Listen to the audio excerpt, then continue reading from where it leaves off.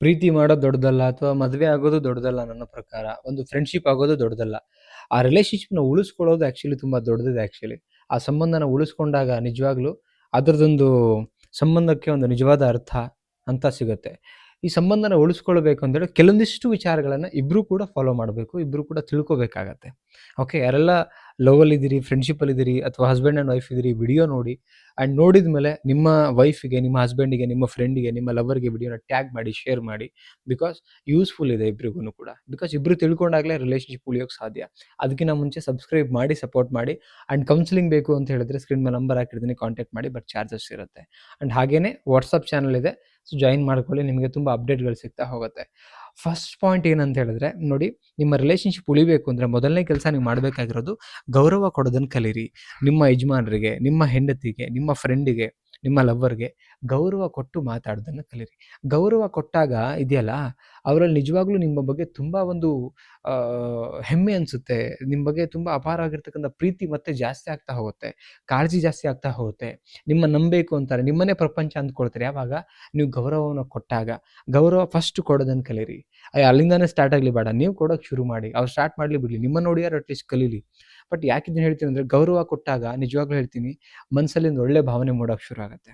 ಇದು ಗೌರವ ಕೊಟ್ಟು ಅದನ್ನ ತಗೊಂಡವ್ರಿಗೆ ಮಾತ್ರ ಫೀಲ್ ಆಗ್ಲಿಕ್ಕೆ ಸಾಧ್ಯ. ಅದಕ್ಕೆ ಇಬ್ರು ಒಬ್ರಿಗೊಬ್ರು ಗೌರವ ಕೊಟ್ಕೊಳ್ಳಿ. ಗೌರವ ಕೊಡೋದ್ರಿಂದ ಮಾತ್ರ ಮೊದಲನೇದಾಗಿ ಪ್ರೀತಿ ಉಳಿಯೋಕ್ಕೆ ಸಾಧ್ಯ ಆಗತ್ತೆ.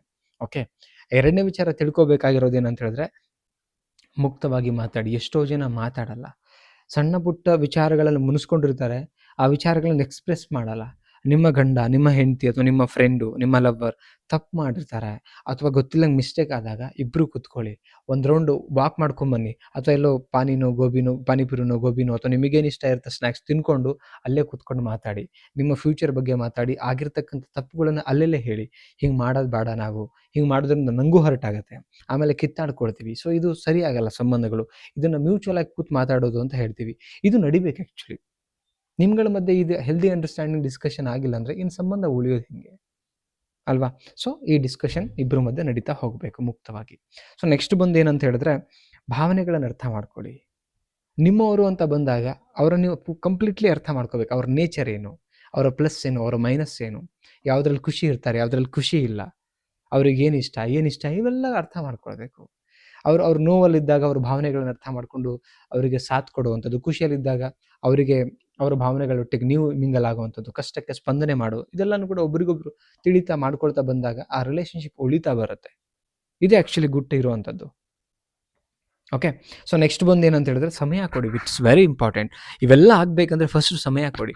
ಎಷ್ಟೇ ಬ್ಯುಸಿ ಇದ್ರು, ಎಷ್ಟೇ ಕೆಲಸ ಮಾಡಿದ್ರು, ಅಟ್ಲೀಸ್ಟ್ ದಿನದ ಅರ್ಧ ಗಂಟೆ, 1 ಅವರ್ ನೀವು ಅಟ್ಲೀಸ್ಟ್ ಊಟ ಮಾಡಬೇಕಾದ್ರೂ ಮಾತಾಡಿ, ಒಂದು ವಾಕ್ ಹೋಗಿ. ಸಮಯ ಒಟ್ಟಿಗೆ ಕಳೆದಾಗ ಏನಾಗುತ್ತೆ, ಬಟ್ ಹೆಲ್ದಿ ವೇನಲ್ಲಿರಬೇಕು. ಇಲ್ಲೇನಾಗುತ್ತೆ, ಕಾಂಪಿಟೇಷನ್ ಇರಬಾರ್ದು ಇಬ್ಬರ ಮಧ್ಯೆ. ಗಂಡ ಹೆಂಡತಿ ಮಧ್ಯೆ ಕಾಂಪಿಟೇಷನ್, ಫ್ರೆಂಡ್ಶಿಪ್ಪಲ್ಲಿ ಕಾಂಪಿಟೇಷನ್ ಇರಬಾರ್ದು. ಸ್ಯಾಕ್ರಿಫೈಸ್ ಮನೋಭಾವ ಆ್ಯಂಡ್ ಒಬ್ಬರ ಬಗ್ಗೆ ಪ್ರೌಡ್ ಫೀಲಿಂಗ್ ಇರಬೇಕು. ಅವ್ರು ನೋಡಿ ಹೊಟ್ಟೆ ಕಿಚ್ಚುಪಡೋ ಭಾವ ಇರಬಾರ್ದು. ಇಬ್ಬರಲ್ಲೂ ಇರಬಾರ್ದು. ಪ್ರೌಡ್ ಫೀಲ್ ಇರಬೇಕು. ಸಮಯ ಕೊಟ್ಟಬೇಕು. ಸಮಯ ಕೊಟ್ಟಾಗ ಏನಾಗುತ್ತೆ, ನಮ್ಮವರಪ್ಪ ಸಮಯ ಕೊಡೋಣ, ಮಾತಾಡೋಣ, ಏನಾಗಿದೆ, ಏನಿಲ್ಲ, ಕಷ್ಟ, ಸುಖ ಎಲ್ಲನೂ ಕೂಡ ಹಂಚ್ಕೊಳ್ಳೋಣ. ಇವರಿಗೆ ಕೊಡೋದಲ್ಲಿ ಅವ್ರು ಬೇಕು ಅಂತ ನೀವು ಅನ್ಕೊಂಡಿದ್ದೀರಾ ನಿಮ್ಮ ಲೈಫಲ್ಲಿ ಅಂದಮೇಲೆ, ಅವ್ರಿಗೆ ಸಮಯ ಕೊಟ್ಟಿಲ್ಲ ಅಂದರೆ, ಬೇಕು ಅಂತ ಅನ್ಕೊಂಡವ್ರು ನೀವು ಸಮಯ ಕೊಟ್ಟಿಲ್ಲ ಅಂದರೆ ಅದಕ್ಕೆ ಅರ್ಥ ಇದೆಯಾ?